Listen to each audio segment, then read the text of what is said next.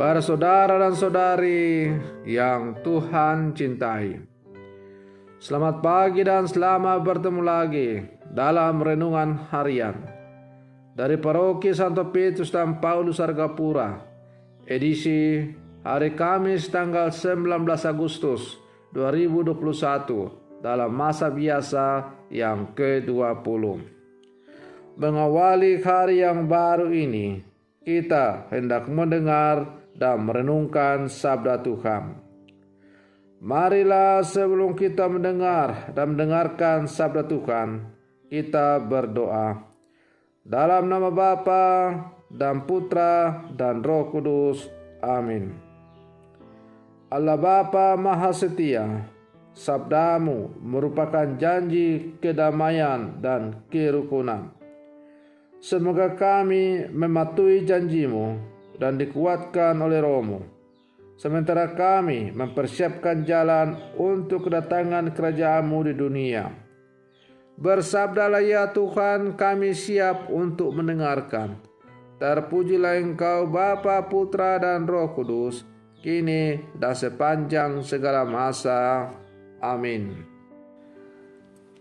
Para saudara dan saudari yang Tuhan cintai, sabda Tuhan yang hendak kita dengar dan kita renungkan untuk mengawali hari yang baru ini, hari Kamis tanggal 19 Agustus 2021, diambil dari Injil Matius pasal 22 ayat 1 sampai 14. Tuhan bersamamu.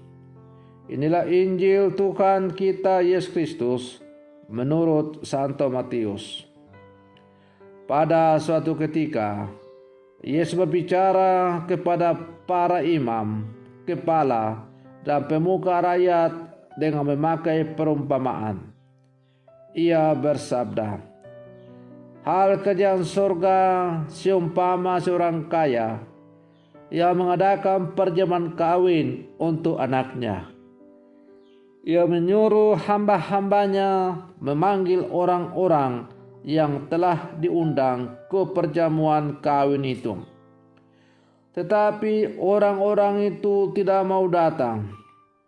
Ia menyuruh pula hamba-hamba lain, pesannya, katakanlah kepada orang-orang yang diundang itu, sesungguhnya hidangan telah kusediakan, lembu-lembu jantan dan ternak piaraanku telah disembelih.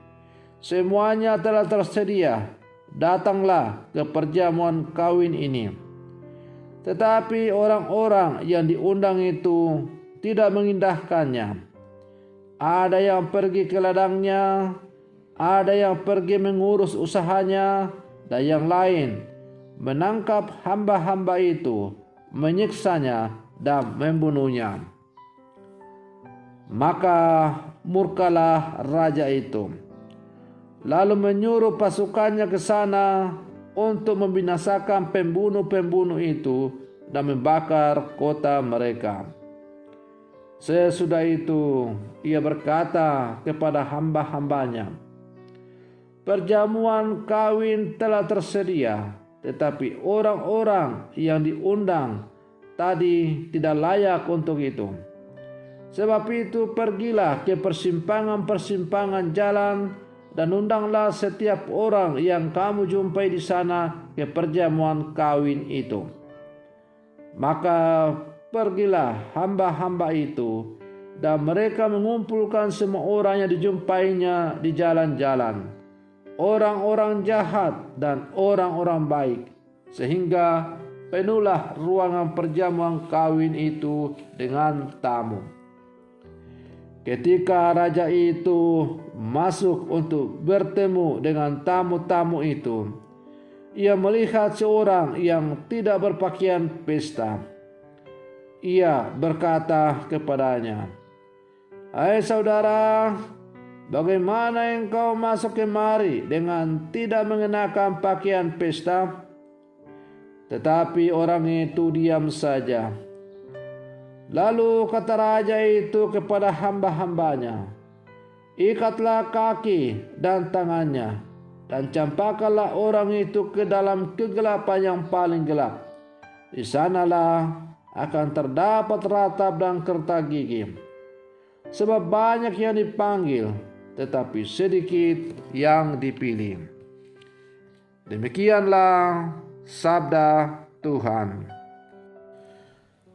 Para saudara dan saudari yang Tuhan cintai, pesta perkawinan adalah pesta kegembiraan dan kebahagiaan.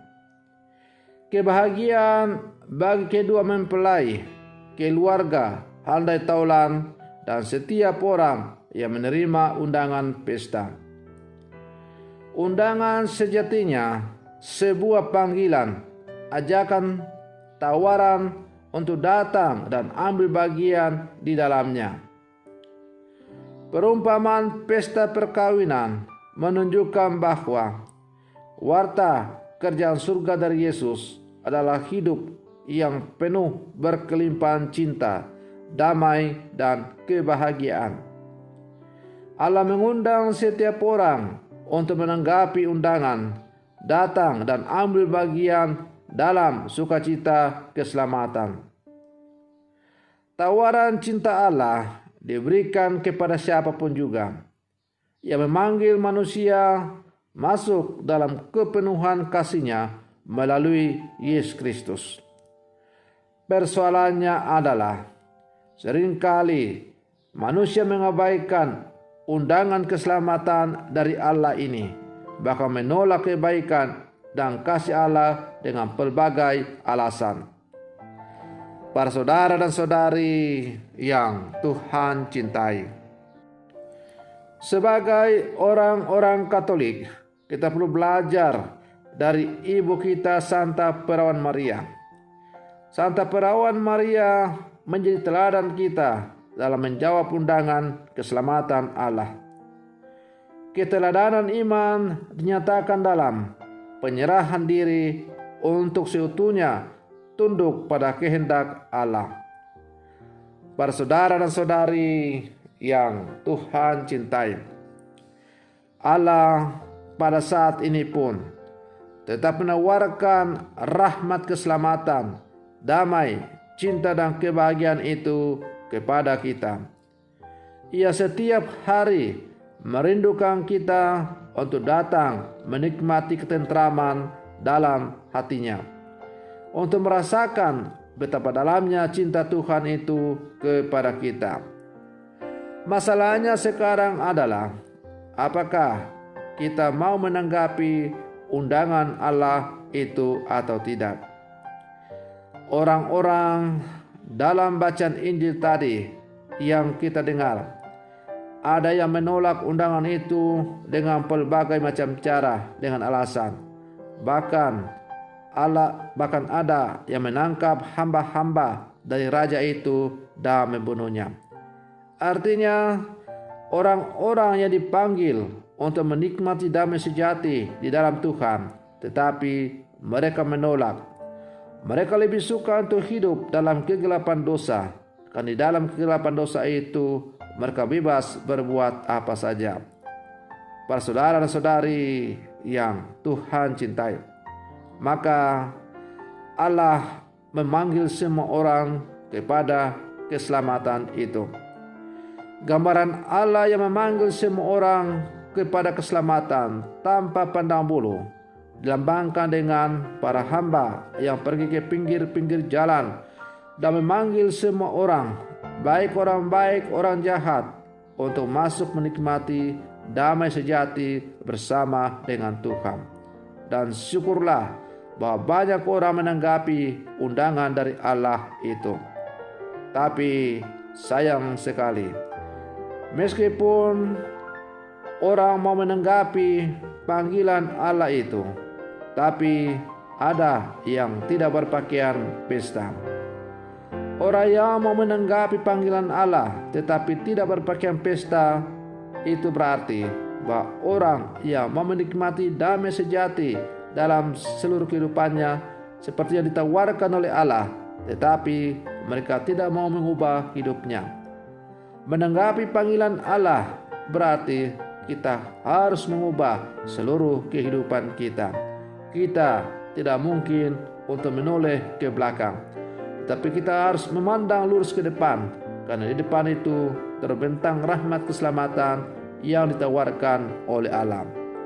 Maka tepatlah kata-kata Yesus, bahwa setiap orang yang siap membajak tetap menoleh ke belakang tidak layak bagi kerajaan Allah.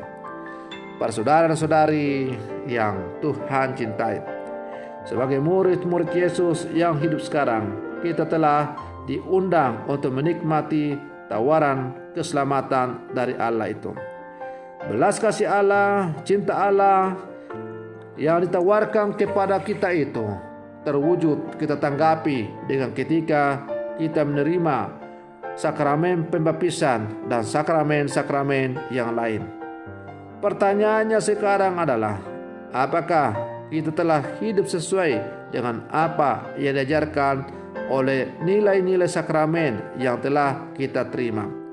Ataukah kita menerima sakramen-sakramen itu tetapi kita tidak hidup sesuai dengan apa yang diajarkan oleh Tuhan?